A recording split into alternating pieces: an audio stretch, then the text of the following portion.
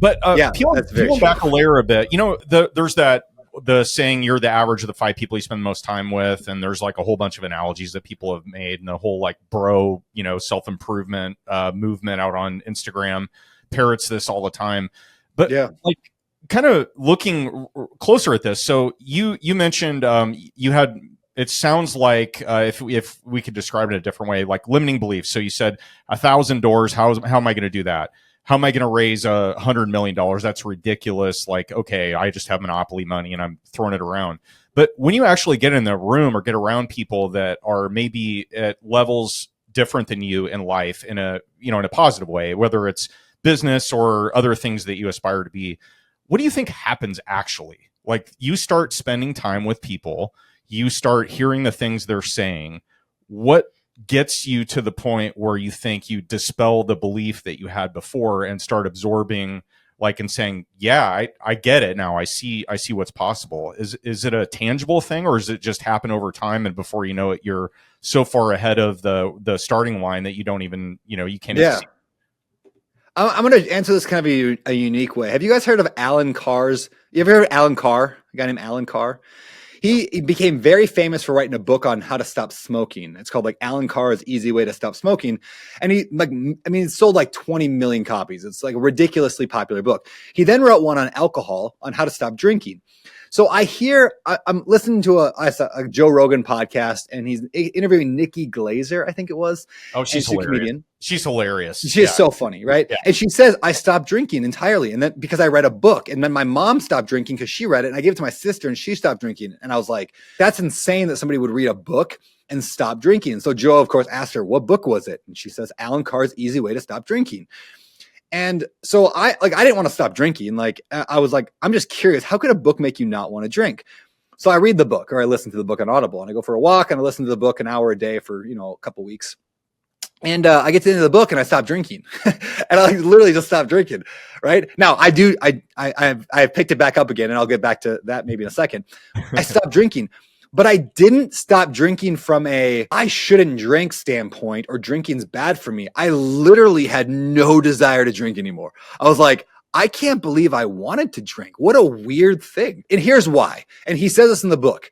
We all have these beliefs that connect like point A to point B in our minds. Example with drinking. When I drink, I am more fun. I'm more fun to be around when I drink. And so like he takes a whole chapter and he'll be like, you think that you're more fun when you drink. Here is a bunch of psychological studies, scientific studies, personal anecdotes and stuff that shows that is not true. You are a worse person to be around when you drink, and you just think you're a better person. You're actually more of a moron, and no one really likes you as much when you're drinking.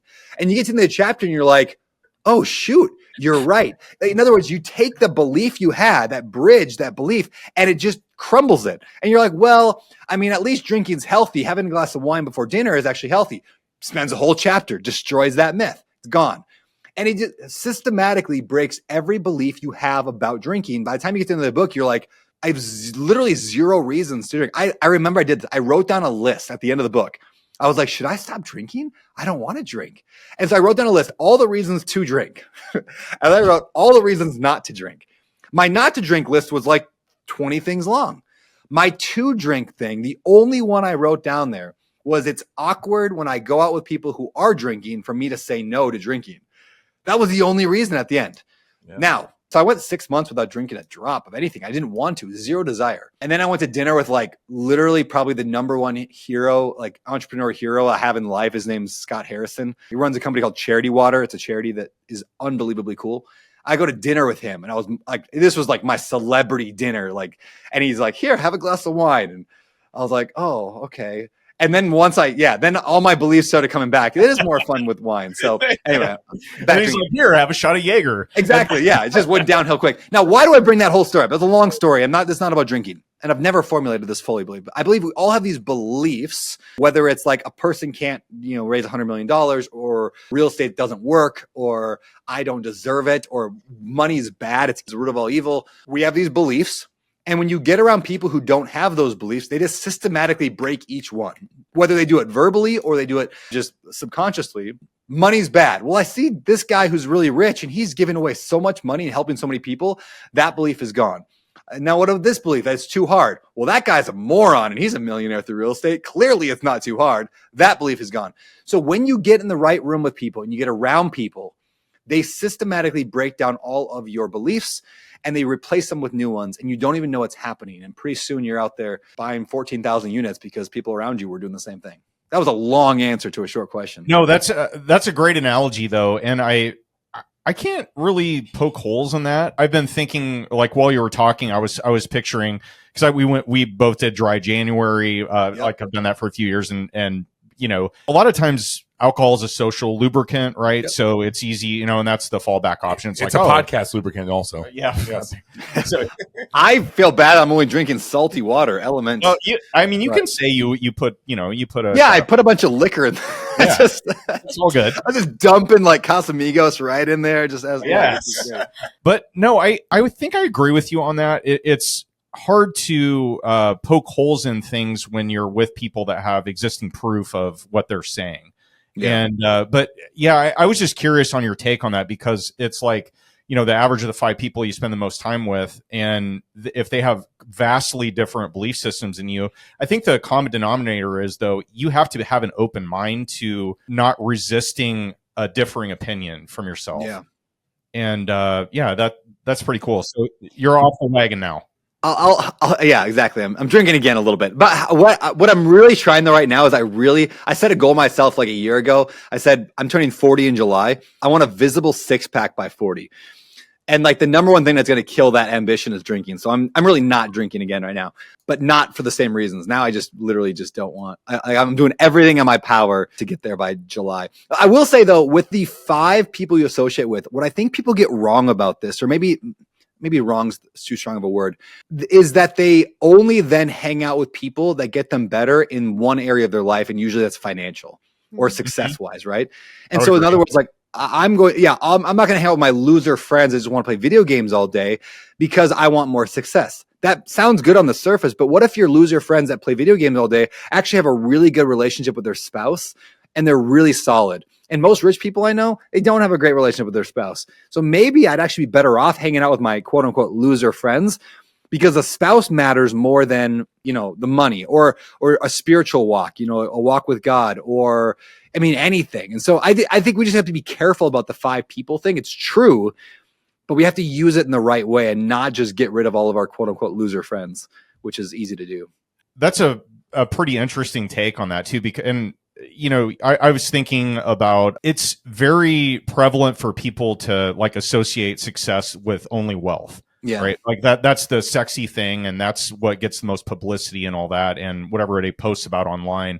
But yeah, like, you know, you might look up to somebody as a father, you know, like a really good example of an awesome dad, or maybe they're a really good husband or wife, or they're successful and they're very healthy, or they do, you know, they're spiritually very solid and they're grounded and those things, but it doesn't get celebrated. So it's kind of hard to, I think it's hard for people to gravitate toward that, because it's not obvious to anyone else other than people that know them that they are successful in that facet of life. Whereas when it's money and financial success and, you know, like everybody's posting everything, that you can obviously see they're doing well, and that's why they gravitate toward people like that. But, you know, there's a lot of really successful people that are doing things like, I feel bad for even bringing this up with Megan in the room especially, but like mommy bloggers, like there'll be people that are just like mommy blogger bosses, you know, they're like, here's my, you know, tips for doing all the stuff that makes me a kick-ass mom and so forth. And they are really popular. And so I think that's actually a pretty good take on that, because like when you think of success, everybody gravitates toward financial, and it's not just that at all. Like life is life, right? You have so many other facets of your life that are important. I'm not sure why that was a jab on me. No, mommy blogger. Mommy blogger. There's that great quote. It's like, I don't want to spend my whole life climbing the ladder only to realize I was leaning against the wrong wall. Or like another guy said it maybe better, is like, you can gain the whole world and lose your soul. It was Jesus. Like, so in other words, like how you build your life has to be more well-rounded than just money. And we all know that intuitively. We're like, oh yeah, of course. Yeah, it's not just about money.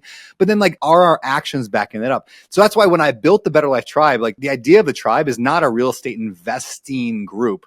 It's a real estate investor group. And the difference being, I care way more about my people that are in the tribe. I care about their health and their family and their parenting and their spousing, if that's a word. I care about that. And so what we do is we have this practice, and it's a common practice, but we do it every quarter in the tribe. We make everybody do it.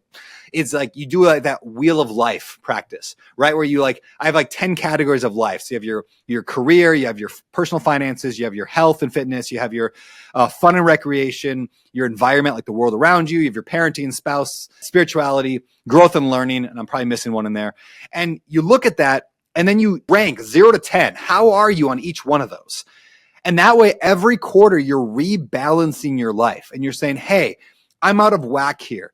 Or as Jay Papasan and Gary Keller in the book, The One Thing say, is there's no such thing as work-life balance. It's work-life balancing. You have to constantly adjust because there is no equilibrium to be found. That's why the tribe, every quarter, Wheel of Life. If anybody's interested, just go to abetterlife.com/wheel. You can just do a digital version of it. It's free. There's no even opt-in, I don't think, for it. But you can kind of balance your life and look at it. And then you can set goals based upon your current problems in life or the area you want to apply focus to. So you're like yesterday, we did goal setting every quarter. So yesterday was our goal setting for the quarter, for the whole tribe. And I realized I really want to work on my marriage this quarter. Okay, great. Why? Because I only rated a 6 instead of a 9. So now I can apply pressure. Last quarter, though, I focused on my spirituality. And so I got into a rhythm of doing morning reading and meditation and Bible and prayer. So every quarter I'm readjusting based on the areas that are falling behind. And that has been game changing for me to try to keep my whole life elevated and not get out of whack. So I'm not perfect at it, but I recommend it. It's super helpful. Hey guys, this is Ted with the Kash Dash Show. Please like and subscribe to our podcast. I got to get back to this Rio group. Everybody say hi.